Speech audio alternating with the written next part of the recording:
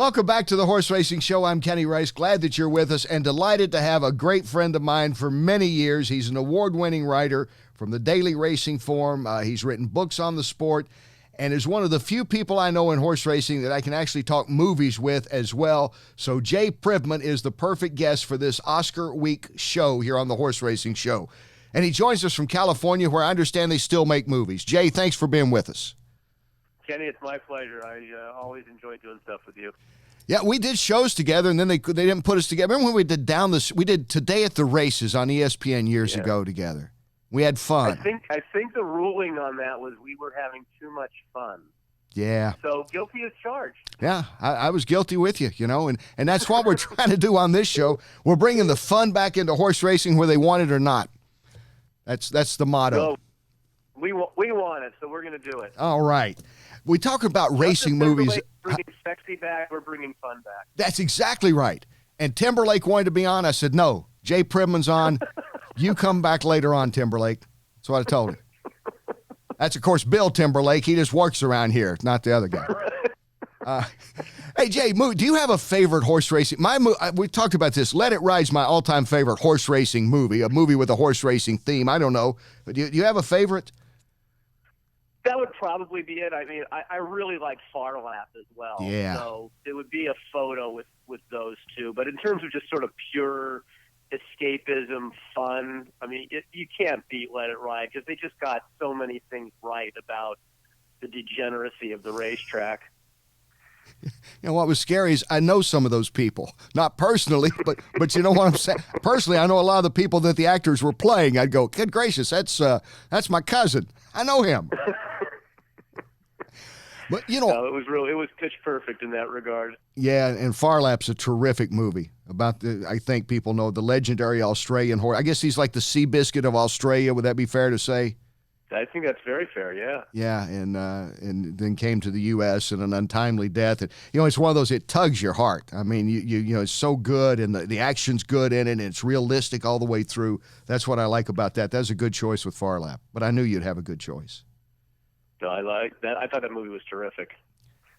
The old days, before you and I were born, even though some people may not think that we were there with Tyrone Power and Betty Grable, yucking it up, smoking cigarettes and drinking martinis and watching the races, but we weren't. But that Hollywood day is kind of gone, isn't it, from the sport? I mean, there's still actors I know come out, but it's not the same, I don't think. But you're around it more. You're out there in Southern California. Yeah, there definitely was. When I first came around the racetrack in the early 80s, there definitely were more celebrities, movie stars who came to the track on a regular basis.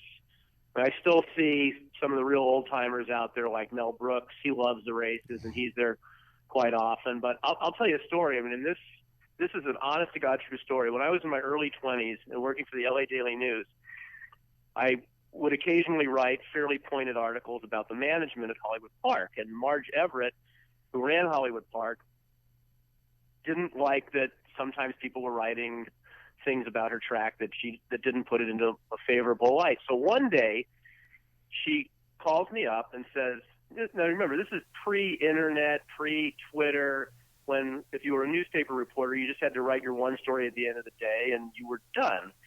So she calls me up, she says, can you have lunch with me next Saturday at Hollywood Park in the Turf Club? I'd really like to talk to you about a few things. I'm like, sure, happy to do that. And it was a day when the stake was the 8th race, so I could easily have lunch early in the day and then cover the race and be done with it. Anyway, when I show up in the Turf Club to have lunch with her, it was a table set for 4, and she had me sit next to her very good friend who she had not told me was going to be part of our group, but I had lunch next to Elizabeth Taylor. Whoa. Drop the mic. That was pretty strong. That was like a pretty strong move on Marge Everett's part. People like Liz Taylor and Frank Sinatra. I mean, you look at the very first Breeders' Cup, the list of celebrities that were at the track that day. Cary Grant for that event. She had some real pull in Hollywood. And to your point, I mean, that era, there were a lot of celebrities back then, less so now. What'd you and Liz talk about? It was funny. We mostly talked about the races, and I look back at it now, and it's like, my God, I should have talked about so much more movie history with her, but it was more of a sort of a racing discussion, and she couldn't have been nicer. I mean, it was really, I really regret that I don't have a photo of it. Oh yeah. And all those kinds of things that you don't really think of. I just wasn't prepared for it. It wasn't like, these days you have your iPhone with you, and if you want to take a photo with someone, it's so easy. Back then, not so much. So, but that was definitely my, in terms of a brush with greatness, I think I'd have to put that right at the top. I'll tell you, my friend, and that just like I say, you just topped everybody's story. I could tell you like an actor or two that I've interviewed, but you had lunch with Liz Taylor. I mean, this is this is really this is legendary stuff. This is legendary stuff. We should have talked about National Velvet, right? Just to have the whole horse racing or horsey theme. Yeah, I saw Mickey Rooney once here in Lexington. He was making a movie. I mean, I just saw him and nodded, and he nodded, as I'm sure he did to thousands of people that acknowledged him, because there were several people around him. But had I known that, I'd gone up and said, my good friend Jay Privman recently had lunch with Elizabeth Taylor, Mickey. I would have said that if I'd known it. And he's another one. I thought you were talking about celebrities used to come to the track. I mean, he was at the track all the time. Tim Conway. I mean, Bob Newhart.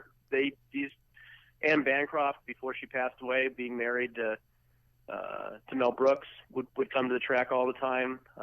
So yeah, that was a fun era, that's for sure. And Dick Van Patten, who I'm sure you knew as well, he said in one time, we were doing an HD net broadcast out there. I was doing it with Chris McCarron, and he was walking by, and it was a pretty loose format that we had there. And, we were filling time between the races. So we spoke. He came over. I said, do you have a couple minutes? He sat down. He handicapped like 3 races. I think he hit 2 of the 3 races. He just sat there with us the rest of the day.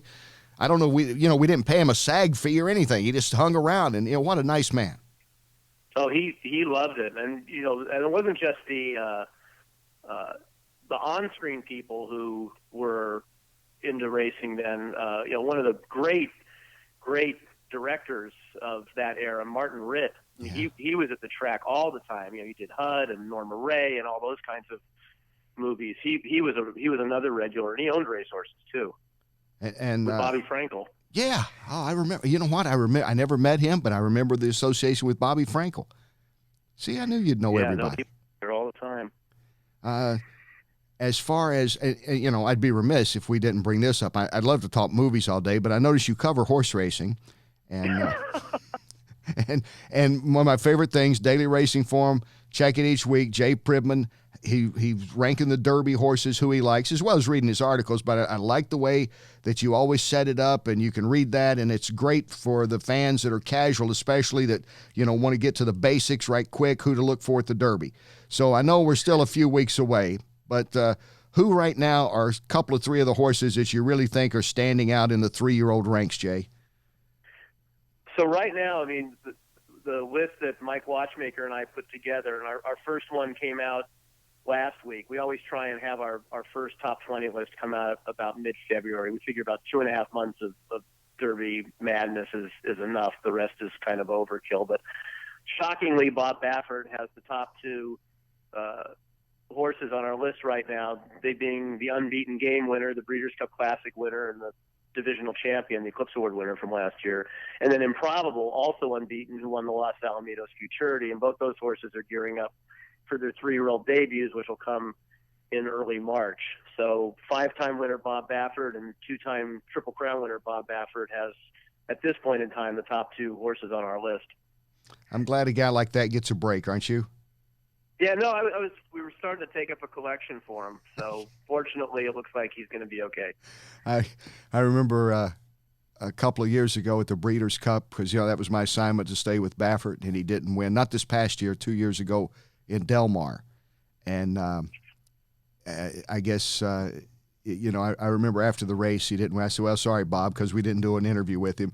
And Jill Baffert, who's a delight, his wife, she said, "Don't worry, Kenny, nobody's going to be feeling sorry for the Bafferts tonight. We ran 2nd and 3rd, I think, that year, right? They ran 2nd and 3rd behind Gunrunner."